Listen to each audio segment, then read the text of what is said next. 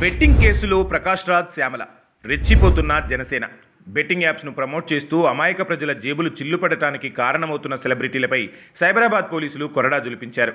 పవన్ కళ్యాణ్ సినిమాల్లో నటించిన ఆయనతో సంబంధం ఉన్న పలువురు తారలు ఇప్పుడు బెట్టింగ్ యాప్ కేసులో ఇరుక్కుపోయారు. అత్తారింటికి దారేది సినిమాలో బాపు బొమ్మగా అలరించిన ప్రణీత సుభాష్, భీమ్లా నాయక్ సినిమాలో డానియల్ శేఖర్ పాత్రలో నటించిన రాణా దగ్గుపాటితో పాటు వకీల్ సాబ్లో క్యారెక్టర్ చేసిన అనన్య నాగల్లా, హరిహర వీరమల్లు సినిమాలోని హీరోయిన్ నిధి అగర్వాల్పై తెలంగాణ పోలీసులు కేసు నమోదు చేశారు.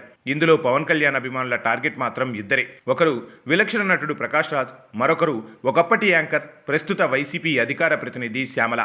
బద్రీ నుంచి మొదలు పెడితే వకీల్ సాబ్ వరకు పవన్ కళ్యాణ్ హీరోగా నటించిన పలు సినిమాలలో ప్రకాష్ రాజ్ ప్రధాన పాత్ర పోషించారు.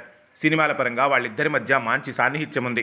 అయితే రాజకీయ పరంగా పవన్ కళ్యాణ్ వైఖరిని సోషల్ మీడియా వేదికగా ప్రకాష్ రాజ్ పదే పదే తప్పుపడుతూ వస్తున్నారు. ఇటీవల జనసేన ఆవిర్భావ దినోత్సవంలో పవన్ స్పీచ్ మీద కూడా విమర్శలు గుప్పించారు ప్రకాష్ రాజ్. హిందీ భాష మీద పవన్ మాట మార్చారని అన్నారు. దీంతో జన సైనికులు ఆయనకు వ్యతిరేకంగా మారిపోయారు. తమ అభిమాన కథానాయకుడు, తమ పార్టీ అధినేతను విమర్శిస్తున్న వ్యక్తిని సోషల్ మీడియా వేదికగా విమర్శించడం మొదలుపెట్టారు జన సైనికులు. ఇక శ్యామల టీవీ షోలతో పాటు సినిమా వేడుకలకు యాంకరింగ్ చేసినప్పుడు, సినిమాలలో నటించినప్పుడు పవన్ కళ్యాణ్ మీద ప్రశంసల వర్షం కురిపించిన శ్యామల వైసీపీ కండువా కప్పుకున్న తర్వాత విమర్శల జడివానతో విరుచుకుపడుతున్నారు.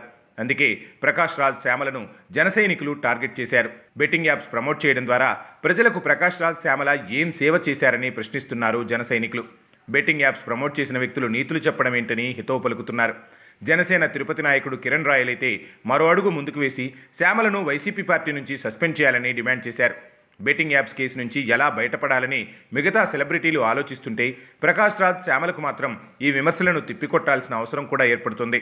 దీన్ని వాళ్ళిద్దరూ ఎలా డీల్ చేస్తారో చూడాలి మరి.